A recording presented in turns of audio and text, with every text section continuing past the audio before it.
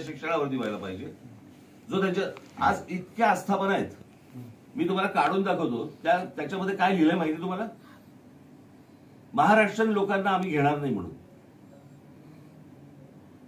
म्हणजे ह्यांची इथपर्यंत हिंमत होते की मराठी मुलांना आम्ही घेणार नाही म्हणून सांगतात. आपल्याकडच्या राज्यातल्या कंपन्या तुमच्यापर्यंत आपल्यापर्यंत येतच नाही की या शहरांमध्ये नोकऱ्या कुठे आहेत, कुठे उपलब्ध होत आहेत, काहीच माहिती नाहीये.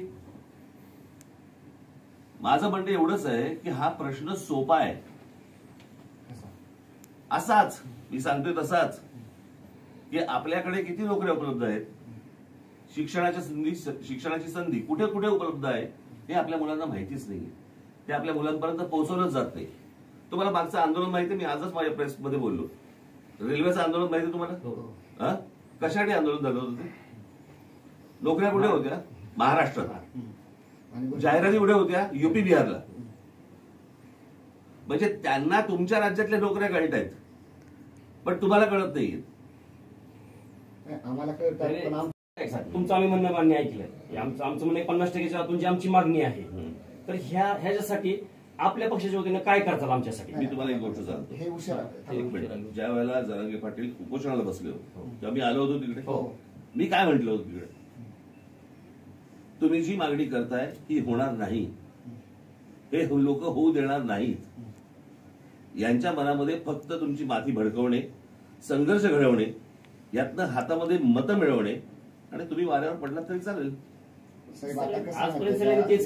तेच करतायत. बाळगल्याशिवाय दूध पाजत नाही. बरोबर आहे. समाजाने कुठेतरी आता आक्रमक भूमिका घेतल्याशिवाय. मी तुम्हाला एक गोष्ट सांगतो. उद्या जर हे राज्य माझ्या हातात आलं, मी तुम्हाला सांगतो महाराष्ट्रात कोणालाही आरक्षणाची गरज लागणार नाही. आपली मराठी मुलं, आपल्या मराठी मुली, आपला शेतकरी ह्याच्यावरती जो पैसा खर्च व्हायला पाहिजे ना, तो नको त्या लोकांवरती पैसा खर्च होतो या महाराष्ट्रात. हे जे सगळे पूल आणि ब्रिजेस जे बांधले जात आहेत ना, सगळ्या गोष्टी हे कोणासाठी बांधले जात आहेत? कोण लोकसंख्या वाढवत आहे इथे? जे पैसे तुमच्यावर खर्च व्हायला पाहिजेत, महाराष्ट्रात खर्च व्हायला पाहिजेत, ते फक्त शहरांमध्ये खर्च होत आहेत. हजारो कोटीचे टेंडर्स काढले जात आहेत, हजारो कोटीची. बरोबर? तो सगळा पैसा तिकडे जातोय का? कारण लोकसंख्या वाढली. आणि या लोकसंख्या वाढणीमध्ये सर्वात जास्त या शहरांवरती पैसा खर्च होतो, जो शेतकऱ्यांवरती व्हायला पाहिजे, जो आपल्या मराठी. कळलं का? ते ह्यातनं ह्या गोष्टी साधून घेत आहेत. ह्या नीट समजून घ्या पहिले. बरोबर. समजतं मी काय म्हटलं? मी आज काय म्हटलं? महाराष्ट्राला आरक्षणाची गरज नाहीये. महाराष्ट्रासारखं प्रगत राज्य, बरोबर आहे, कोणालाही आरक्षणाची गरज नाही. इथल्या मराठी मुला मुलींना, बरोबर, शिक्षण आणि रोजगार याच्यासारखी महाराष्ट्रासारखी संधीच कुठे उपलब्ध नाही.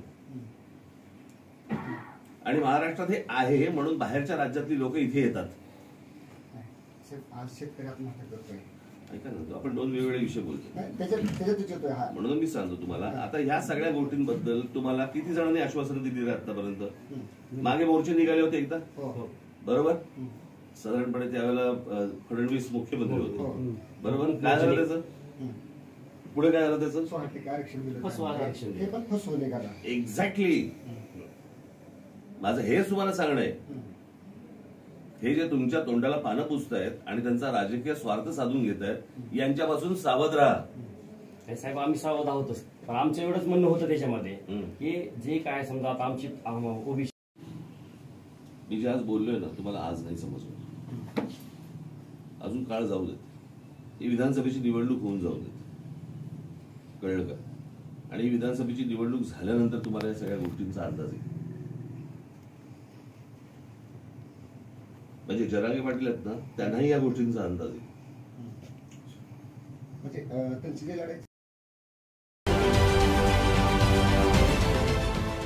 देश विदेशातील प्रत्येक घडामोडींचे लाईव्ह अपडेट मिळवण्यासाठी आता साम टीव्हीच्या सर्व सोशल मीडिया प्लॅटफॉर्मला लाईक, फॉलो आणि सबस्क्राईब करा. तसंच सर्व नोटिफिकेशनसाठी बेल आयकॉन प्रेस करायला विसरू नका.